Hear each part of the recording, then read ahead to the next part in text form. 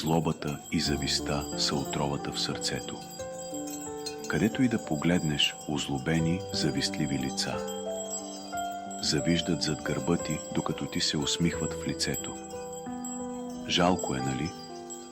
Но кой печели от тази тъмна търговия? Сърцето, което гори в тишина, или душата, която е забравила какво значи да обича? Не съм идеален, но никога не съм поискал чуждото. А те живееха като съдии без съд. Гледаха не какво съм изградил, а с какво могат да го разрушат.